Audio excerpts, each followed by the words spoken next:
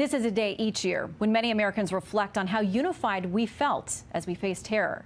And this year, unity appears to be in shorter supply as a polarized Washington rushes into the final 2 months of midterm elections.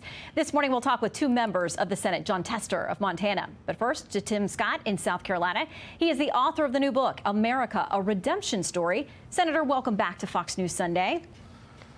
Thank you, Shannon. Congratulations on your inaugural show. It is about time you took the lead here, and I'm excited to see you doing it. Thank you so much. We're honored to have you with us on this inaugural program. So let me ask you about that book, because unity is a big theme. It's something President Biden also committed to as a candidate and early on in his presidency. But this is more like the sound he's been giving us lately. Here's what he said this week.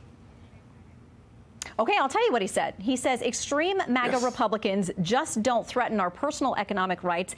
They embrace political violence. Professor Jonathan Turley said this on his blog. He said, we're experiencing a near total failure of leadership in our country. Politicians on both sides are fueling rage for personal and political advantage.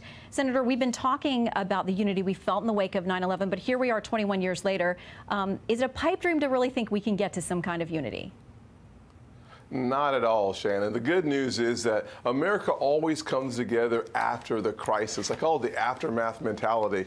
Whether it's 9/11, the most unified time I've seen in American history, or you look at South Carolina after the Mother Emanuel shooting, this state came together and we had African Americans and whites and Hispanics all at a bridge, 20,000 strong, showing the unity of our state. I believe that we are the most exceptional people on earth, and we do unify after the crisis. The question is, can we have the type of leadership that unifies us without a crisis? And what we have not seen from the Biden administration is that type of unifying message that people rally around. Why in the world would we have a conversation about putting the burden of the most affluent people with student loan debt onto the back of the least fortunate, those who never went to college? Why would we have a conversation about a 0% inflation when in fact it's 8.5%?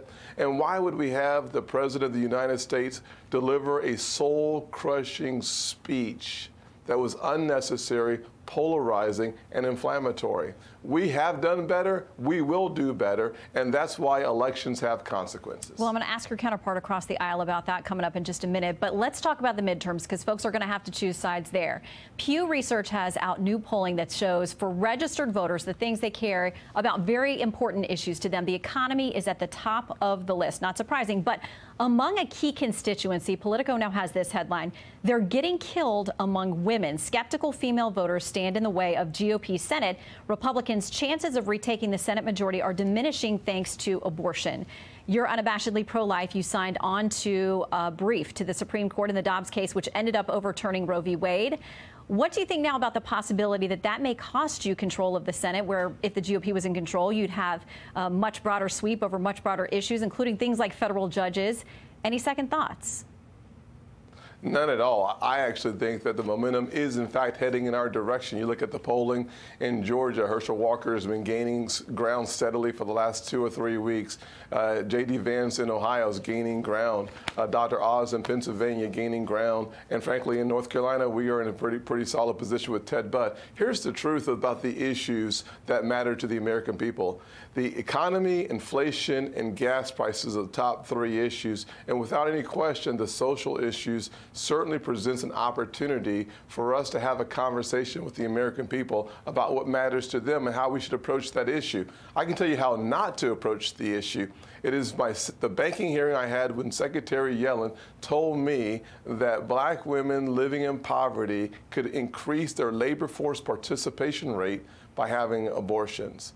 That lacks the moral clarity. It was absolutely a harsh comment that was unnecessary, and we're sending the wrong message that abortions should be the first option for those living in poverty. I was stunned.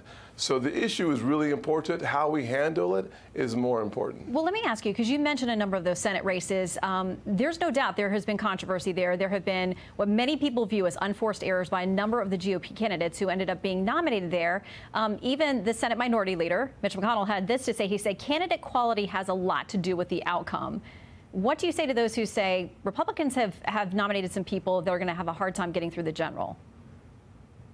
Well, the players are on the field. We are 8 weeks away, which is kind of like saying we're in the last 2 minutes of the fourth quarter. So the truth is who we have on the field is who we're going to play. I'm excited about the candidates that we have overall because I do believe it gives us the opportunity to win back the majority and to return sanity in Washington, which will reverberate around the country. I want to ask you about a passage from your book, America, A Redemption Story. Yes, you talk about a difficult conversation you had with then-President Trump after the events of Charlottesville and the tragedies there, the comments that he made. You write and say, I've always believed there are moments in life when you must speak out. I knew it was dangerous to take on President Trump.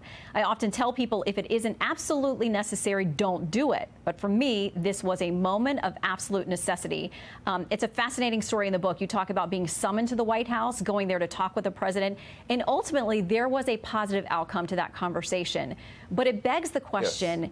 Do Republicans now need to be having difficult conversations with the former president about things that he has said and done in the last couple of years and how it's impacting your ability in things like the midterm elections?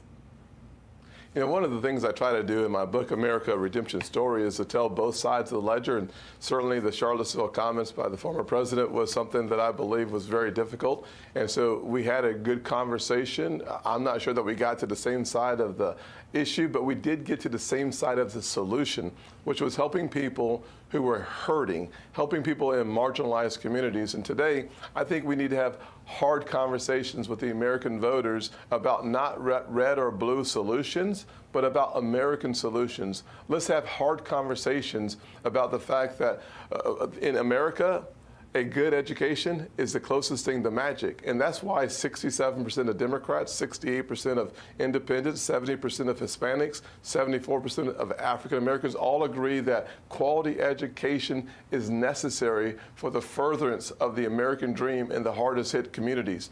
If we were to have the tough issues and the tough conversations about the future of America and not the future of Republicans or Democrats, we would actually earn the respect of the American people and let the voters make their own decisions. Well, it is a time and a place to have important debates and conversations. Senator, thank you for your time. I know your Gamecocks had a hard time yesterday. Cowboys up against the Bucs tonight. Any game predictions? I'm going to pray for a successful venture for Dak Prescott. I'm always bullish that we're going to the Super Bowl, but my teams, we've gotten used to saying, wait till next year. I'm hoping that this is next year. I know all about rebuilding. I'm a Seminoles fan. So, Senator, thank you. We'll see you again soon. Take care. Good win on the last week against LSU. Yeah, I'll take it. Thank you, sir. I'm Steve Ducey. I'm Brian Kilmeade. And I'm Ainsley Earhart. And click here to subscribe to the Fox News YouTube page to catch our hottest interviews and most compelling analysis.